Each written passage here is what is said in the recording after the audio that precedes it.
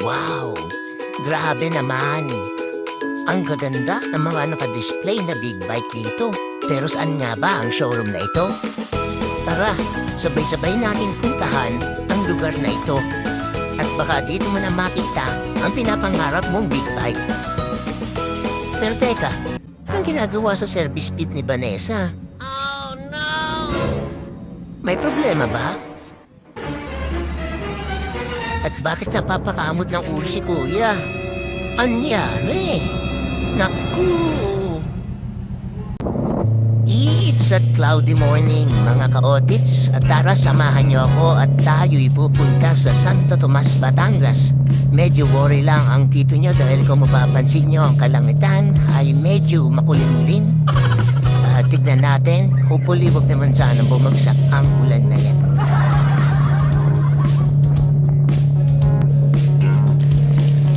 At bumagsak na nga si Haring Ulan. Wala nang time para huminto at maglagay pa ng kapote, kaya susugurin na natin ito. Let's go! Siyempre mga ka-otits, kapag ganitong medyo magdulas ang kalsada, kailangan natin magdoble ingat para iwas aksidente. Kinailangan ko nang punasan ang aking visor dahil halos wala na akong makita. At ganito yung tsura ng visor ko kapag hindi ko siya pinunasan. Ang hirap mag-drive ng ganyan. Hindi kasi ako naglagay ng anti-rain protection sa visor ko bago umalis dahil hindi ko naman alam na uulanin ako sa biyahe ko na to. Inangat ko na rin nga yung visor ko dyan dahil nag-start ng mag-fog yung loob ng helmet ko. Anyway, malapit na rin tayo sa exit ng Santo Tomas. So makaka-stop tayo para punasan yung helmet ng mabuti at makapaglagay na rin ng raincoat kung kinakailangan.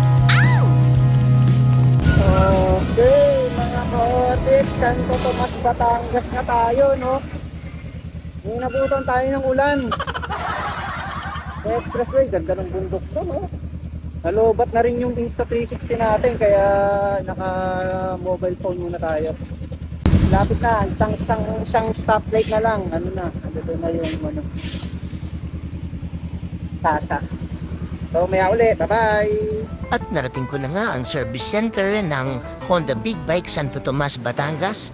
Diretso tayo sa loob mga ka-otits para ayusin ang paperworks ng PMS ni Vanessa. Naisa lang na nga sa sangkalan si Vanessa at bago simulan ng PMS, kay papalinisan na rin natin ang ating kadena. Dinala ko nga yung Kobe Chain Maintenance Kit. May kasama itong chain lube at cleaning agent. Kobe, baka naman! At pinadamit na natin kay Sir Gerard ang ating Kobe Maintenance Chain Cleaner. Punas dito, punas doon, spray dito, spray doon, at biniguhan ng hangin para matuyo agad. At habang dinidrain ang engine oil ni Vanessa, bumalik muna tayo sa loob para magkape. Kaya kumuha na lang ako ng baso. Nilagyan ko ng isang kutsarang kape. Hindi naman ito kaping baraho, kaya isang kutsara lang ang nilagay ko. Siyempre, kumuha na rin tayo ng creamer. At 2 kutsara ng creamer ang nilagay ko para mas creamier. Oh yeah! At siyempre, hindi mawawala ang asukal. 3 butil lang sana nilalagay ko dito. Kaso, tamihan na natin. Yan. At napansin ko na may candy rin, kaya kumuha ko ng isang dynamite at isang XO. Para sulit naman ang biyahe ko. Lagyan na nga natin ng tubig ang ating pinrepair na kape. Pindutin ang dispenser and viola. Kapihan na. Mainit na kape sa malamig na panahon. So guys, nandito ako ngayon sa Honda Big Bike sa Santo Tomas, Batangas. So, papanik muna tayo dito dahil dito nakadisplay ang mga big bike nila. Pagpanik nyo nga ng pangalawang palapag, ang bubungad sa inyo ay ang cruiser bike na ito, ang 2023 model ng Honda Rebel 500. Bukod sa 500cc na nakadisplay, meron din silang 1,100cc Honda Rebel 2023 model. Meron din ang 2023 1,000cc African Twin. CBR 500 na color red 2023 edition. Ang ganda, napakaangas ng motor na ito. Wow! At meron din silang Honda Transalp, isang adventure bike na may sporty look. Ito ay 750cc at rose white ang kanyang kulay, pero kung kayo ay naghahanap pa ng ibang kulay ng gantong klase ng motor, meron din silang matte ballistic metallic black kagaya nito. Wow! Ang angas. Kaya kung naghahanap kayo ng big bike, sadyain nyo na sila dito sa Honda Big Bike Santo Tomas, Batangas. At balikan na muna natin si Vanessa. Finally, tapos nang linisin ang kadena ni Vanessa. Mamaya lalagyan na lang yan ng chain loop, pero napansin ko na maluwag na rin ang kanyang kadena, kaya ipapa-adjust natin yan kay Sir Gerard. Sinukat na nga niya at ito ay nasa 5cm or 50mm na dapat ay nasa 3cm o 30mm lang. O ano pang hinahantay natin? I-adjust na yan. At sinimulan na nga i-adjust ni Sir Gerard ang kadena ni Vanessa. Kailangan ay balanse ang pagkaka-adjust para hindi ma-stress ang kadena niya. At sinukat niya na ito. Ikot, pasok, ikot, pasok, ikot, pasok, ikot, pasok. Ayun, pasok na sa banga.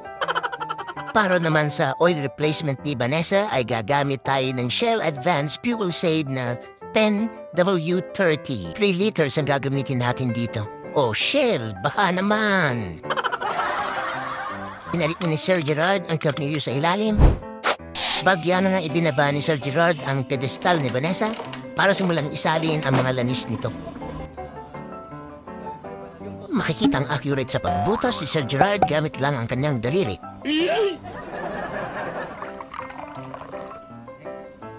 At dahan-dahan na nga niyang isinalin ang lanis kay Vanessa.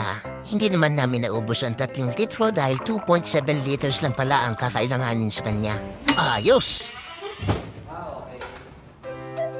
At ikinunik na nga ni Sir Gerard ang wire sa DLC at MCS at in-start si Vanessa. Tumulong din si Sir Ruel para i-test ang busina nito, ang signal light nito, ang pass light, hazard light, handbrake at pedal brake nito. Hindi siya sa harap para malaman kung may gulong pa. At sinilip niya rin ang kulant ni Vanessa na okay pa naman daw. Yan, kasama ko si Sir Gerard. Kaway naman din, sir. At ipinakita din ni Sir Gerard ang resulta ng mga test sa MCS o Motorcycle Communication System. Sinara na rin niya ang DLC at ibinalik ang upuan at siguradong baigpit ito para hindi matanggal habang ako'y nakaupo.